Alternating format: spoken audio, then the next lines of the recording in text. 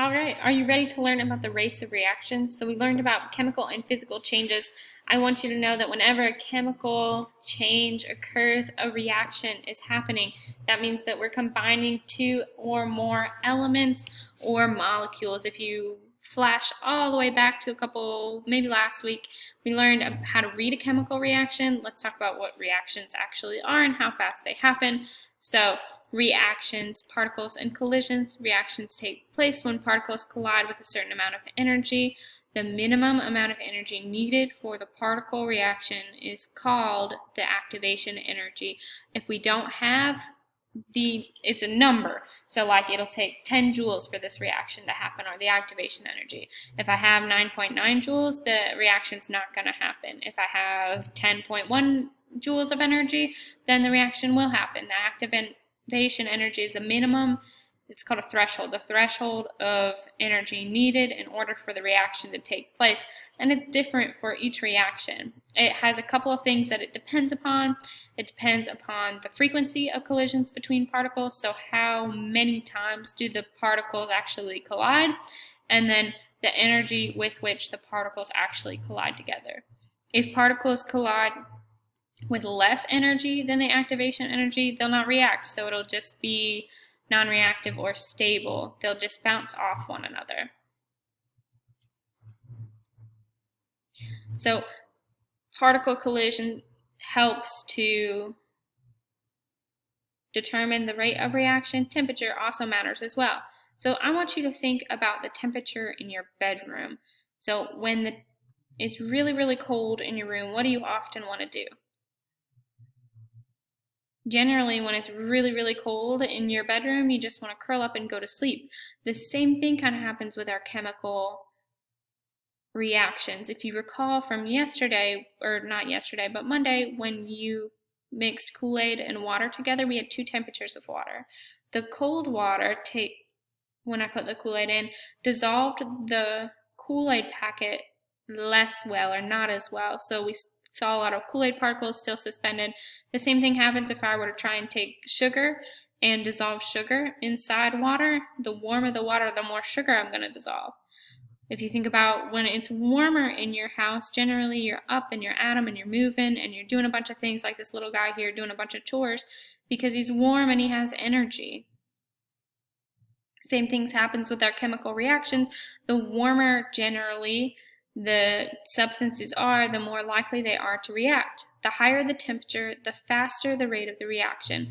In many reactions, a rise in temperature of 10 degrees causes the rate of reaction to approximately double, which is intense. Why does increased temperature increase the rate of reaction? This is because at a higher temperature, particles have more energy. This means they move faster and are more likely to collide with other particles. When the particles collide, they do so with more energy, and so the number of successful collisions increase. So by increasing the temperature, I'm increasing the amount of energy in my particles. Because I'm increasing the energy, they're going to move faster and they're going to be more likely to collide with other particles. If you think back to our discussion about gases versus liquids versus solids. Our solids, their particles didn't really move at all, but we knew the particles of my gases are zipping around almost like a balloon in a room, and they have quite a bit of energy. Same thing kind of happens when I heat up. The phase changes happen because I'm heating up, I'm adding thermal energy into my molecules. As I heat them up, their energy is going to increase. So I've got a video right here. Hopefully it'll play.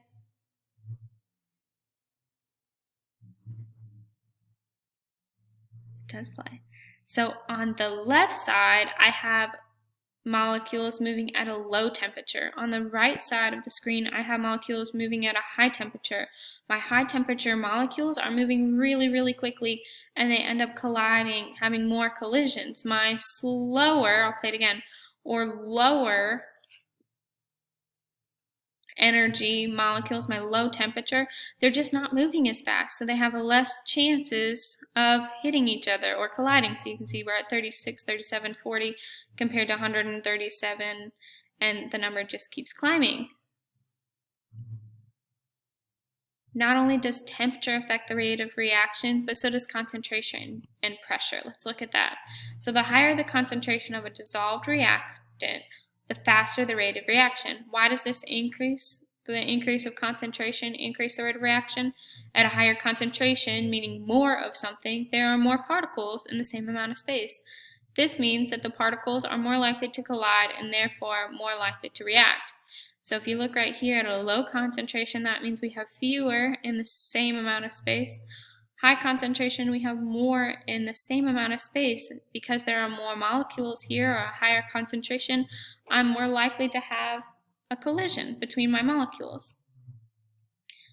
Again, how does high concentration affect the concentration of particles? Check this out again, similar thing, except we've got low concentration on the left side and high concentration on the right side.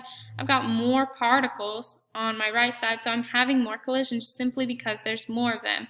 If I did the same thing with you all in the room, say I had you run around like crazy and count how many times you ran into your peers, the more students I had in the room, which isn't COVID safe, so we won't do that, but the more students I had in the room, the more collisions would most likely happen, just because there's more people.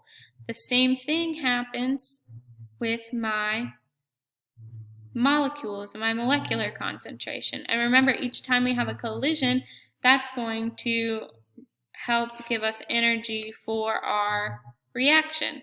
So the more collisions is generally going to lead to a quicker reaction or a stronger reaction. Now let's look at surface area. So any reaction involving a solid can only take place at the surface of the solid. If the solid is split into several pieces, however, the surface area increases. What effect will this have on the rate of reaction? So we are increasing my surface area when I split my molecule or substance. So here I have a cube and I've only got a certain amount of surface area, but then I split it in half and now I'm including what was in the middle right here, so I'm increasing my surface area. And then if I split it in half again, I'm increasing my surface area even more. This means that there's an increased area for the reactant particles to collide with. So if I increase my surface area, I'm increasing the amount of places that my reactants can collide with. The smaller the pieces, the larger the surface area. This means more collisions and a greater chance of reaction. What might this look like in your actual life? Think about trying to dissolve something. How hard is it? Say I was trying to dissolve sidewalk chalk in water. If I just plopped the sidewalk chalk into the water, it would take a really long time for that to dissolve. But if I took the sidewalk chalk and I crushed it all together and made a powder, it wouldn't take as long to dissolve because it has a higher surface area. That's why it's easier to dissolve just loose sugar, like sugar you would put in baking things, than it is to dissolve a lump of sugar. Now let's check this one out. So how does surface area affect the particle collisions? So here in my green box is my substance. Let's say one of my reactants, the other colored dots are another reactant. If I take my green dot, and by the way, let's start here and count the blue dots versus the red dots. 1, 2, 3, 4, 5, 6, 7, 8. Blue dots, 1, 2, 3, 4, 5, 6, 7, 8. No, hang on, I must count around. 1, 2, 3, 4, 5, 6, 7, 8, 9. 9 on each side. I recount it. Here we've got a lower surface area because it's not split up and they're not small. Here we have a higher surface area, so they are small. And what you can see already is that we're having more interactions with the smaller squares or the larger surface area than we are the smaller surface area.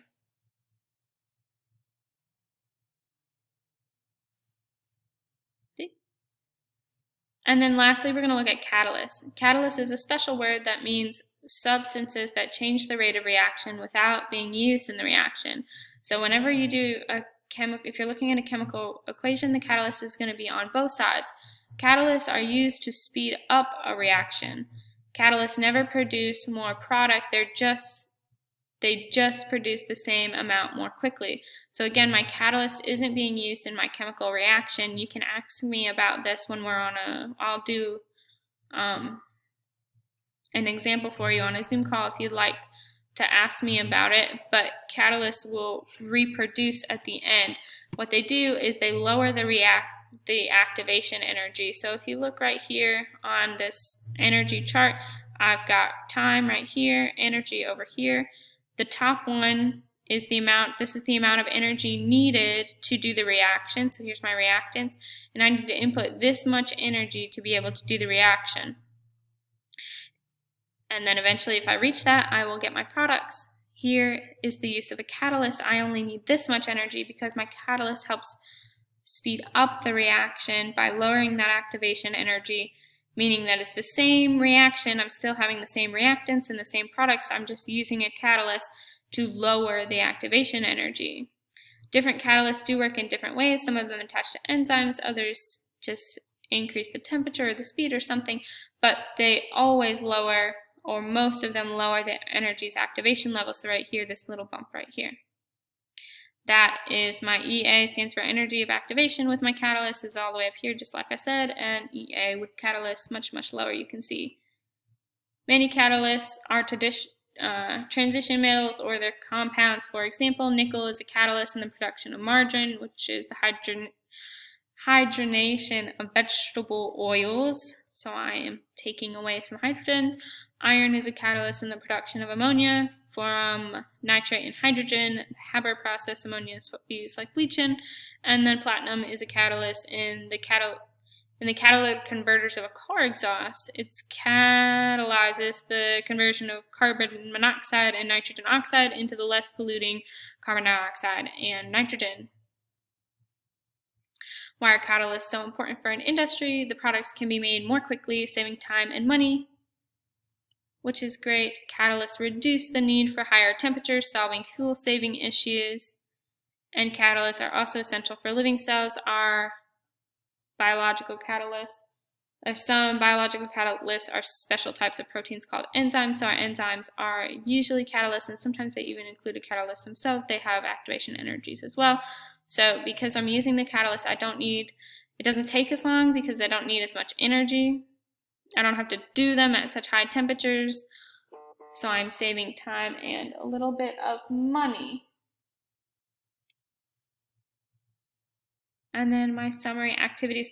So I've got a video. I'm actually going to post this because this is a fantastic video for you, and I don't think I have enough time on this recording to watch it all, but it goes through how to speed up a chemical reaction in terms of a date. So we'll watch a couple of them, but you should definitely watch the rest of it on your own. I'll post it on the Canvas site. Meet our chemist, Harriet. She has a chemical reaction that needs to occur more quickly. Our chemist has some processes at her disposal that can help her speed up her reaction, and she knows of 5 ways. And to remember them, she thinks back to her days as a high school student, and the day she got a date for the dance.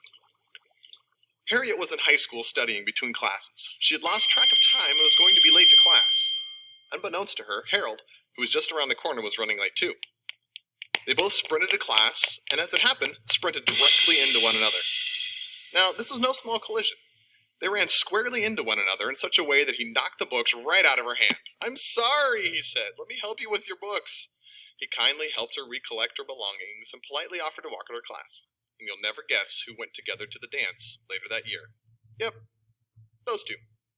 So as we can see from this example, the key to getting a date for the dance is to collide with someone and knock the books out of their hands. Now, you're probably already aware that not all collisions lead to dates for the dance, thankfully. The collisions must have 2 important characteristics. 1, correct orientation that allows books to be knocked from one's hands, and 2, enough energy to knock the books out. Shortly after this incident, Harriet decided to tell me, her chemistry teacher, all about it. I noticed some interesting parallels between her story and chemical reaction rates, which happened to be what she was studying in the hallway the date of the collision. Together, we decided to set out on 2 missions. Harriet wanted to help all chemistry students and chemists remember how to speed up the rate of chemical reactions, and I, being the nice guy that I am, decided to make it my mission to help create educational environments in which more book-dropping collisions can take place to increase future chemists' chances of getting a date for the dance. In order to facilitate this improved dance date-getting process, I propose 5 changes to all schools that parallel Harriet's 5 ways to increase chemical reaction rates. First, I propose that we shrink the size of the hallways. This will make it more difficult to safely navigate the hallways and will cause more collisions than in larger hallways. And by increasing the number of collisions, we increase the likelihood that some of those collisions will have the correct alignment and enough energy to create a date to the dance.